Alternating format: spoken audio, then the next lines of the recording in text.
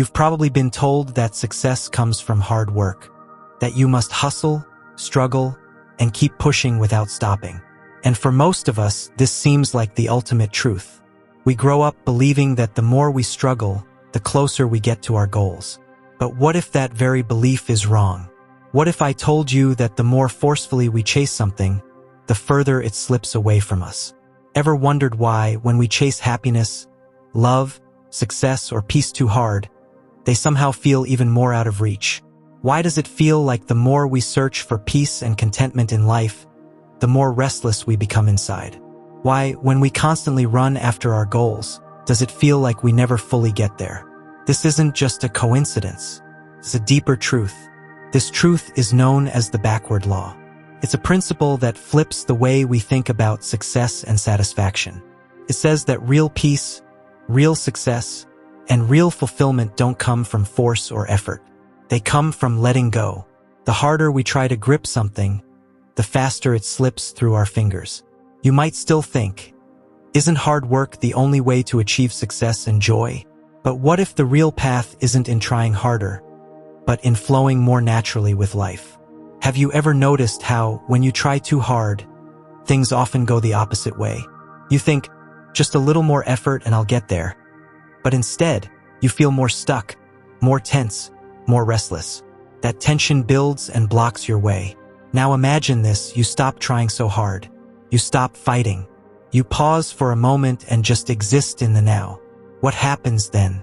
When you release control just a little, don't things often start to fall into place on their own? This is not a fantasy. It's a law ancient sages and modern science have both recognized. The backward law tells us that the more we cling to desire, the more it escapes us. We end up creating stress, not satisfaction. Let's go deeper. When we chase something obsessively, love, money, peace, success, we're not just expressing a wish. We're radiating a sense of lack. The universe doesn't respond to what we want. It responds to what we project. So when we project desperation, we get resistance. That's why the first secret is simple yet powerful. Stop forcing things. Begin to understand the power of acceptance. When we accept life as it is, it begins to gently guide us where we're meant to be. Think of it like this: you're holding water in your hand. If you clench your fist tightly to hold it, it slips away. But if your palm is open, the water rests there calmly. Life works the same way. The tighter we grip, the more we lose. This isn't just philosophy, it's a natural law. Ancient traditions understood this long ago. In Taoism, they called it Wu Wei, effortless action. It means doing without forcing, being in flow, letting things move through you instead of pushing them. Let me tell you a story about an artist named Henry. For years, he struggled to get his art noticed. He went to exhibitions, promoted himself online, tried every trick to be seen, but nothing worked. He was exhausted and disappointed. Then one day, he gave up trying to be successful. He began painting purely for joy, no expectations, no audience in mind, just the pure act of creating. And within months, people started noticing. His work went viral. His art touched hearts. Why? Because he let go. He stopped chasing and started being. And that's when the world came to him. We're often told, go chase what you want. But truthfully, the more we want something, the more we focus on its absence. And that focus on lack creates a resistance, like a wall between us and the thing we desire. So the more desperate you feel, the more you push it away. That's why trying less, not more, often leads to the real magic. So next time you find yourself obsessing over a result, take a breath. Ask yourself, what if I let go? What if I stop pushing and just allow things to unfold? What if I trust that life knows the path better than my plans do? Let's look at nature. A river never forces its way forward. It doesn't fight the rocks or the hills. It simply flows, and in doing so, it carves through mountains and reaches the ocean. Not with force, but with consistency and grace. The river doesn't resist. It adapts, flows around obstacles, and keeps moving. That's the same mindset ancient Taoist sages lived by. For them, real action was effortless. No panic, no pressure, just trust in the flow of life. But look at us today. We do the opposite. We try to control everything. We plan every move, force every outcome, grip every moment tight, and still we find things slipping out of our control. Isn't that ironic? Psychology even supports this. When you place too much pressure on yourself to perform, you experience performance anxiety. Your mind tenses up, your body locks down, and the very performance you cared about begins to fall apart. So maybe the next time you're trying to make something happen, try stepping back. Breathe. Ask, can I flow like a river? Can I trust that what is meant for me will come, not because I chased it, but because I became ready to receive it? In the end, the backward law is not about giving up. It's about showing up without desperation. It's about letting go of force so that flow can enter. When you release the need to control, life reveals a path better than you ever imagined. You've heard the saying, where there's a will, there's a way. But have you ever noticed that when desire turns into obsession, the path becomes even harder? That's where the backward law shows up again, this time in our craving and attachment. When we want something too badly, love, wealth, success, that desire often masks a hidden fear. A fear that without it, we are incomplete. That if we don't get it, we're not enough. That fear sends out an energy of lack and resistance. It's like sending a signal to the universe saying, I'm not whole without this. And the universe, in turn, mirrors that emptiness back to us. So the more desperately we want something, the more we unknowingly deepen its absence. The poet Rumi once said, let yourself be silently drawn by the strange pull of what you truly love. It will not lead you astray. That means follow what calls to your soul, not what you chase in fear or pressure. This doesn't mean give up your dreams, but it means don't let desire turn into obsession. Plant your seeds, but don't keep digging them up to check if they've sprouted. Trust they will grow in their own time. Desire isn't the enemy, but when desire becomes frantic, it blocks what's possible. When you love something genuinely, you don't chase it. You create space for it to come to you. You open the door instead of banging on a locked one. Remember this, the things you truly love come to you when you invite them, not when you demand them. You attract peace, love, and success not through craving, but through presence. Through openness, not resistance. Now think of a time you were fully immersed in something you loved, not to get a result, but just for the joy of it. Maybe painting, writing, dancing, solving a puzzle, building something. In those moments, effort felt natural. You weren't trying to win. You were simply being. And in that state, things flowed effortlessly. That is surrender, not giving up, but giving in to the moment, trusting it.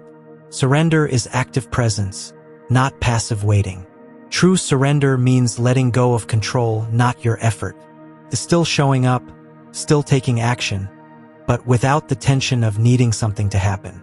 It's working from a place of peace, not panic. Let's take another example. You're at a job interview. You've prepared well. You've practiced your answers. But if you walk in desperate to get the job, your nerves will betray you. You'll fumble, worry, overthink every word. Now imagine instead you walk in calm, focused on sharing your truth, not impressing anyone. You trust that if this is meant for you, it will be. That presence, that surrender, often brings better results than force ever could. Surrender allows you to breathe again. It invites clarity. It opens doors you didn't even know were there. And most of all, it aligns you with something bigger than your own plans, something called universal intelligence. This intelligence isn't mystical. It's life itself, the natural rhythm of things. Trees don't stress about growing. Oceans don't try to be deep. Stars don't try to shine. They simply exist in alignment with what they are meant to be. You're part of that same rhythm. But we forget. We think we must fix, push, prove, and chase. That's what the small self believes.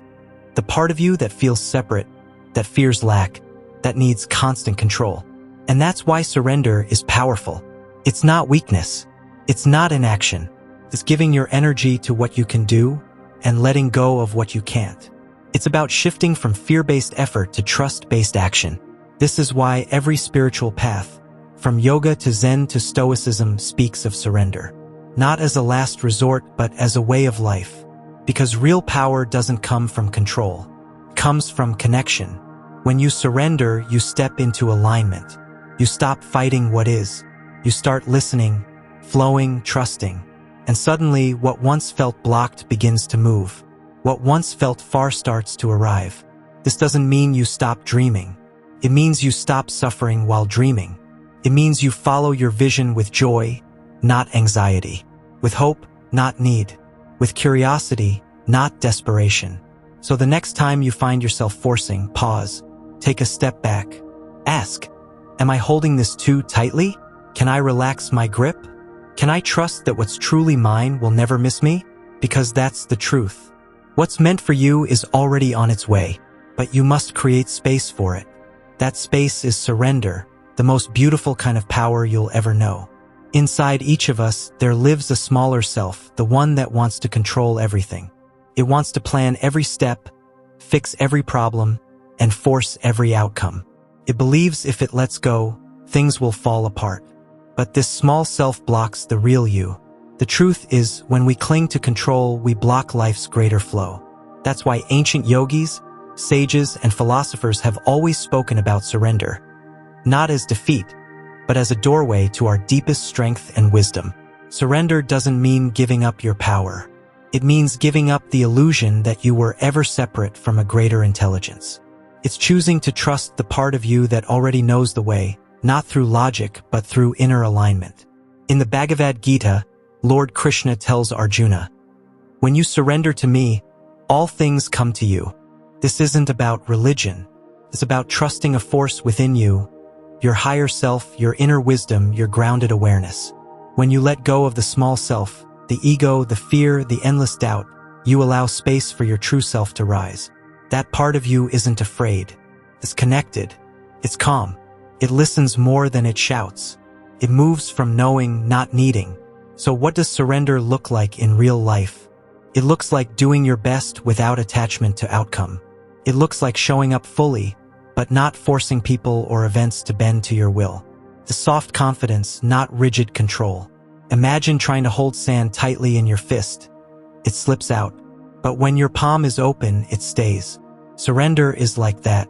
It holds life gently. It doesn't chase. It invites. And in doing so, it receives what force never could. The universe responds not to your words, but to your energy.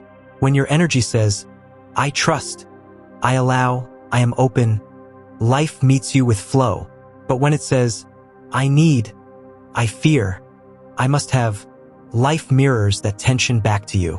This is why the greatest strength is often invisible.